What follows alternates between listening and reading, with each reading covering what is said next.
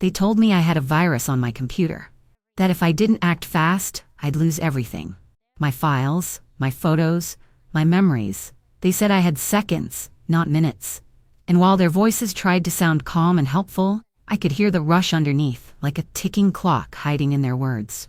I didn't shout, I didn't scream. I watched them work, watched as they clicked through my life like it was a list to erase.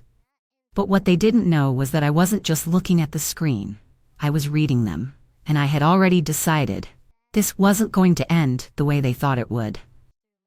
Thank you for being here with me, truly. It means more than you know. Tell me in the comments where you are watching from, so I can picture your face as I speak. Sometimes when life turns cruel, you find comfort in strangers who understand. I wish I could say this was just a silly mistake. I wish I could laugh it off, but when those men appeared on my screen telling me I needed to move quickly, all I could think about were the memories I stored on that machine. Every picture of my late husband smiling, every folder filled with birthdays, holidays, and quiet moments only he and I shared. So I stayed calm. I let them walk deeper into my computer, acting like I believed every word. But inside I was counting everything they touched, every file they opened, every command they typed, praying they would not notice how my hands were not shaking. Because I was no longer the helpless woman grief tried to make of me. I was someone different now. Someone who understood that survival sometimes looks like silence. So while they thought they were stealing from me, I was learning, and I was preparing to give them a lesson no one had ever taught them before. My name is Edna Parker, and I am 76 years old. I did not grow up with computers, and I never imagined I would come to depend on a little gray machine to hold my heart. But after I lost my husband George 5 years ago, our daughter insisted I keep all our memories safe in digital folders. She said it was modern. She said it would protect me from fire, floods, and forgetting. I believed her, so I learned slowly, letting my fingers dance over the keys like a young girl learning a new piano piece. I saved every picture of George fishing by the lake behind our first home. Every little video of his laugh when he tried to blow out his birthday candles and missed. Every moment that reminded me I once was loved, deep, and kind. I made a folder called My Forever, and I guarded it like treasure. So when those men called and claimed my computer had a virus that would destroy everything, I felt my heart squeeze. They used words like emergency and critical failure. And even though I knew something was wrong with their tone, I could not bear the thought of losing the last proof of our life together. So I played along. I let them think I was confused. I nodded as if I trusted them, but quietly I started writing down every suspicious thing: the foreign phone number, the way their cursor moved too quickly, their odd accents pretending to sound American. I told them my eyesight was poor so they would speak slower. Meanwhile, I took careful notes of each step. I even pressed a hidden key combination George once taught me, capturing a screenshot of their program in action. They thought they were dealing with a fragile widow, someone easy to wipe clean, but grief had sharpened me. I had learned to read faces, voices, and now screens.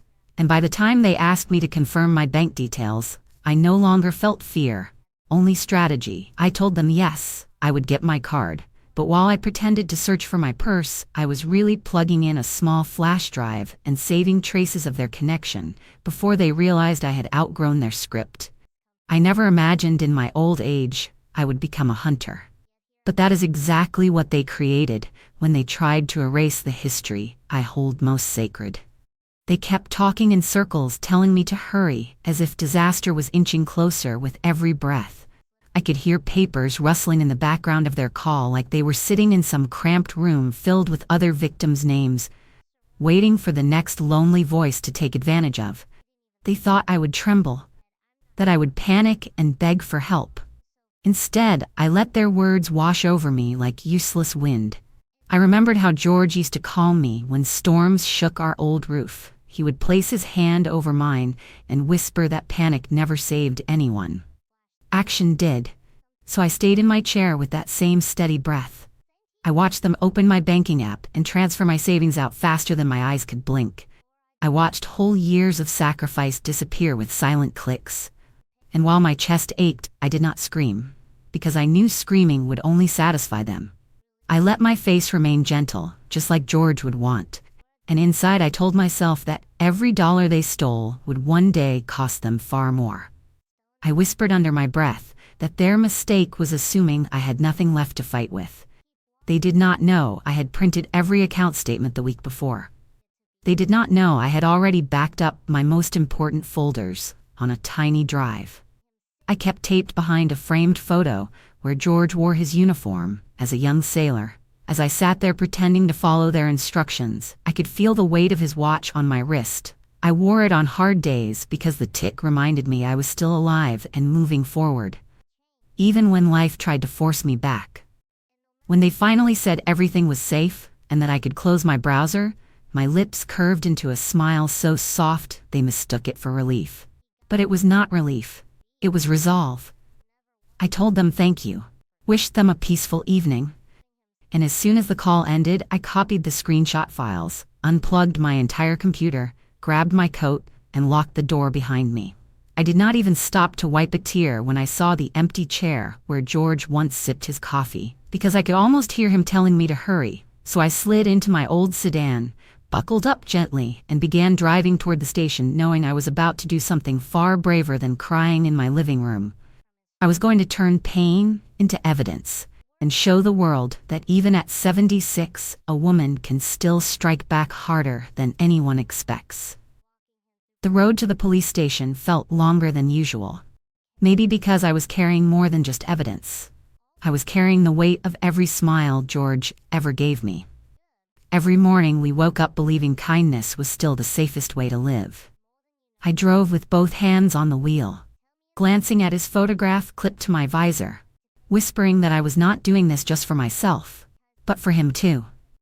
The streets were busy, but my mind was sharply focused. I remembered a time when I was nervous just to ask for help at the grocery store. And now here I was rehearsing in my head how I would explain cybercrime to an officer half my age without sounding like a confused older woman. I walked into the station with my back straight and my purse clutched like a shield. The young man at the front desk greeted me politely, but I could hear disbelief slip into his tone when I said I had been attacked through my computer. He asked if I had given any personal details. I told him everything down to the very last number they used. I handed him the printouts and screenshots I had stapled together with neat precision. He said, "They often received complaints like mine, and usually there was not much they could do." His words could have crushed me if I were still the woman I used to be. But grief had transformed me into someone whose heart no longer broke at the first sign of dismissal. So I asked to speak with someone from their cyber unit. He hesitated, probably thinking I would give up, but I stayed silent and stared at him with the same eyes that had already watched my husband fade away once. Eventually he called someone, a tall detective with streaks of gray in his hair. This man introduced himself with a firm handshake, and for once I felt like someone believed I was serious.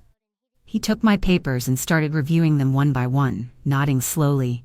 When he reached my screenshot of the remote access software, he paused, looked directly at me, and asked if I realized what I had captured. I told him I did not know everything, but I knew enough to understand that no one should ever erase the history of someone's love. He leaned back in his chair and explained they had been tracking a group targeting elderly widows across the country. They had never gotten this clear of a lead before. His eyes softened as he thanked me, genuinely thanked me, and told me that because I took the time to gather information, they might finally stop these men from continuing their cruelty. I felt something warm in my chest, not relief, but purpose. He asked if I would be willing to testify or provide more information if needed. I told him I would come every day if it meant protecting even one more woman like me, the kind who lives quietly with her memories and never expects monsters to crawl through the screen. He walked me back to the front, promised to call me soon. And as I stepped outside, I felt the cold air bite just a little less. I unlocked my car, breathed in deep, and held George's watch to my heart, promising him I would keep going until justice was done. Even if I had to walk through every courtroom in this country to make sure no one ever stole another widow's smile again. 2 days after I left that station, I was sitting at my kitchen table with a cup of tea that had gone cold, staring at the empty space where my computer had once rested. Everything in my house felt unfamiliar. Now, like the air itself had learned about betrayal. I found myself listening for any little sound, wondering how many other women were right at that moment, trusting voices on the phone, not knowing their lives were being siphoned away. Click by click, I told myself that I would not let fear grow roots in my home. So I opened my curtains wide, letting sunlight spill across the room, as if inviting George back in somehow. I began tidying, wiping each surface with the care of someone preparing for guests. Even though I knew the only visitors I was expecting were memories, and maybe a call from that detective. By afternoon, I had cleaned every corner, and I sat down just as the phone rang. When I heard his voice, I felt my spine straighten. He said they had traced the payments to accounts used in 3 different states, and believed the group was moving quickly, targeting more people. He asked if I could come in again to go over the timeline from the moment I answered the phone until I unplugged my computer. I agreed without hesitation. But when I hung up the phone, I did something that surprised even me. I went upstairs and pulled out a box of George's old notebooks. He had kept detailed diaries from his years in the Navy, filled with codes and meticulous observations. I sat there flipping through pages until I found one of his notes that read, "When in doubt, record every detail you see twice, so you never depend on memory alone." I felt a rush of inspiration and brought the box downstairs, arranging it near my purse. I decided that if these people wanted a war, they would get one. I started rewriting everything I remembered from that day with even more precision. The way the caller's voice dipped whenever he asked for confirmation, the slight buzzing sound before they connected to my screen, how they used the phrase "secure channel" repeatedly, as if it were a spell. By the time the detective called back a few hours later, asking if I could come in right away, I had filled an entire notebook with notes. On my way to the station, I glanced at the sky and spoke softly to George, certain he could hear me wherever he was. I told him that love does not end when the body goes. It becomes a shield for those left behind. When I arrived, I saw bravery in that detective's eyes as he motioned me inside quickly. He said quietly that because of the information I gave them, they were preparing to raid an address connected to the scammers. He asked if I was all right with my name being linked to the investigation. I said I did not care if they wrote my name across every headline in this country, as long as those men could never make another widow whisper to herself in the dark, believing she had lost everything she ever loved. He placed his hand gently on my shoulder and said I had more courage than many people half my age. I did not feel courageous. I felt tired yet fiercely alive with purpose. After hours of questions and paperwork, I returned home with a sense that something had shifted inside me. Not back to who I was before George died, but into someone forged by loss and determined to prove that even in late chapters we can still rise and protect the sacred stories that live inside of us. The next morning I woke before the sun even touched my curtains, my heart beating with that strange mix of dread and hope. You feel when you know something big is coming, but you are not sure whether it will break you or build you. I made a fresh pot of coffee, letting the scent drift through the house, like a quiet reminder of all the mornings George and I once shared before the world changed. I did not sip from his favorite mug because it still felt too sacred. Instead, I chose a plain white cup and sat looking out of the window waiting for a call. Minutes stretched into hours until finally the phone rang, and I felt my pulse quicken. It was the detective again. But this time his voice carried a different energy. He sounded focused, purposeful. He told me they had staged a coordinated operation overnight and had managed to arrest 2 men at a small apartment where multiple computers and phones had been found. He said they believed these men had been running scams across several states, and that evidence collected from their devices matched the screenshots and notes I had provided. I covered my mouth as I listened, because for the first time since this nightmare began, I felt a flicker of peace. Not joy, but something quiet and steady like justice, stepping into a room where evil had danced too long. He said they would keep me updated as they continued building the case. I thanked him and hung up the phone, then sat very still, letting the moment sink into my bones. I wanted to cry, but instead my eyes remained dry, as if my body understood that this was not an ending, but a beginning. I spent the rest of the day sorting through old albums I had printed years ago, whispering stories to myself about my wedding dress and George's shy smile when he first saw me walk down the church aisle. I felt closer to him than I had in months, and I told him aloud that no matter what happened next, I would carry on with the same quiet strength he used to show when storms crashed against our windows. By evening, I received another call, asking if I was willing to come in to identify some of the photographs and files found on the recovered hard drives. I agreed because I wanted to look those memories in the eye and remind them they were never truly lost. So I set my alarm and went to bed early that night, curled up beneath the quilt we had shared for decades, knowing the next day might be the moment I finally reclaimed not only my stolen savings, but also the precious fragments of my life that those men had tried so cruelly to erase.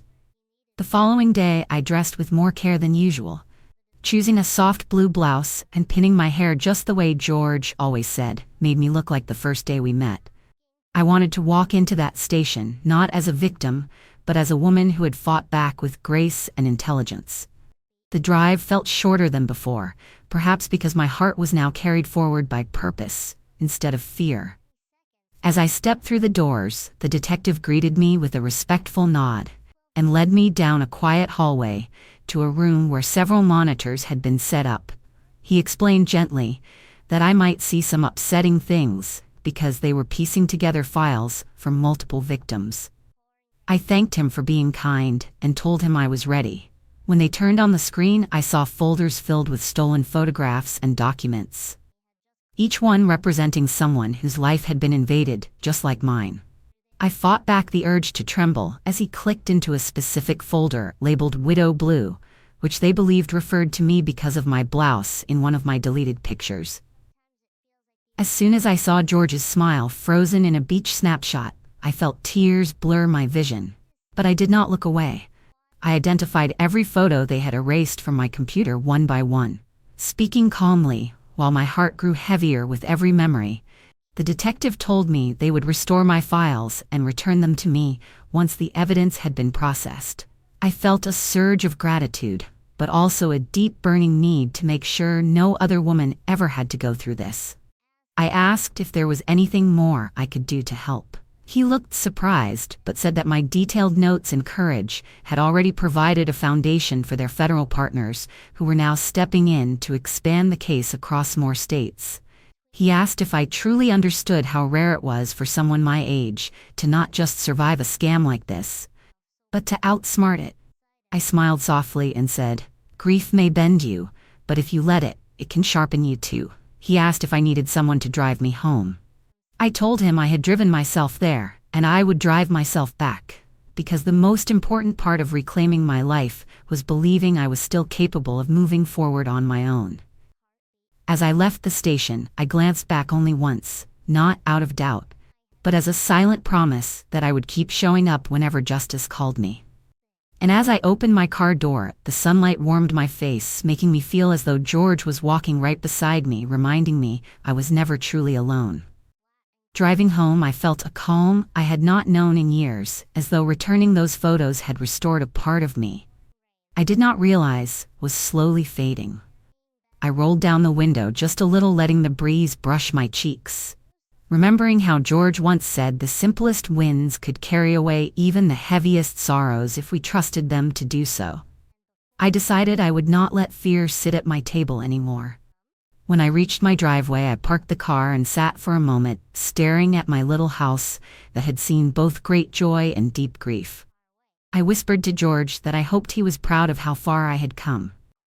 Stepping back inside, I placed my purse on the counter and began humming softly as I brewed fresh tea. I no longer felt like the victim of a cruel trick, but rather like a guardian of my own story, determined to protect it for as long as I had breath. I knew there might still be trials ahead, court dates or questions, but I had already decided that if life tried to test me again, I would meet it with the same strength that had carried me through this. I placed George's photograph back on my shelf, straightened his collar in the frame, and sat down to enjoy my tea with a heart full of quiet victory.